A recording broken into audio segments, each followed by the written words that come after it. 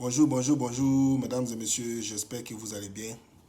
Alors, au Mali, le journal Jeune Afrique vient d'être interdit par les autorités maliennes. Pourquoi? Parce que les autorités maliennes accusent ce journal d'être un journal de propagande, un journal qui passe tout son temps à mentir. Vous savez, pendant l'approvisionnement du carburant au Mali, vous avez vu tellement, il y a eu trop de propagande autour du Mali. Ils ont menti partout.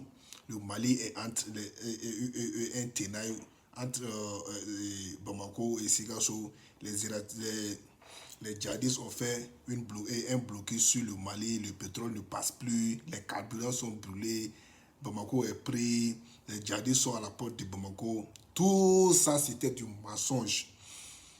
Ceux qui vivent au Mali ne savent même pas ce qui se passe. Tellement ces médias occidentaux ont chargé le Mali. Vous savez que TV5 a été banni du Mali. TV5, RFI, LCI, tous ces médias qui font la propagande, ils ont été tous chassés du Mali. Maintenant, c'est au tour de Jeune Afrique. Parce qu'il faut savoir que les Maliens ont fermé, l'État malien a fermé beaucoup ses yeux sur Jeune Afrique.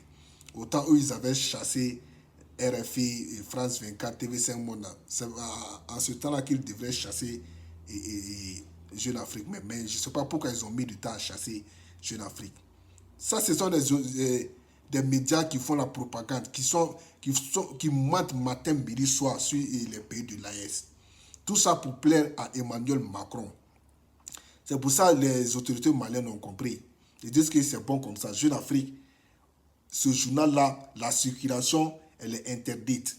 La publication, elle est interdite. Donc, à partir de maintenant, Jeune Afrique ne sera plus disponible au Mali. Il faut que ces médias occidentaux soient interdits au Mali. Dans l'AES même, on a nos propres médias à travers la télévision et la radio de l'AES. Avec ces médias-là, nous-mêmes, on va divulguer notre information. On va diffuser ce qui se passe dans notre espace. On n'a pas besoin d'un journal occidental pour venir diffuser notre information, qui sont derrière des ordinateurs à mentir, à taper des claviers matin, midi, sont en train de mentir sur l'AES seulement. Je pense que c'est fini. Vous n'allez plus mentir sur l'AES encore. On a interdit tous vos médias occidentaux là.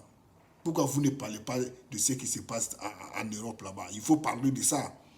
Même si le titre du journal c'est Jeune Afrique. Et que j'ai appris que ça réside que ce journal-là réside au Maroc. Je ne sais pas si c'est vrai ou c'est faux. En plus, c'est un journal qui fait du chantage au président africain. Ils avaient dit à Ibrahim Traoré de payer une grosse somme, soit disant qu'ils vont faire l'atarakou du capitaine Ibrahim Traoré. Mais connaissant mal Ibrahim Traoré a refusé. Je pense que la guerre de la communication, nous-mêmes, on va mener sur les réseaux sociaux pour défendre l'AIS. Si vous sortez pour dire n'importe quoi, on va sortir pour démentir vos faits.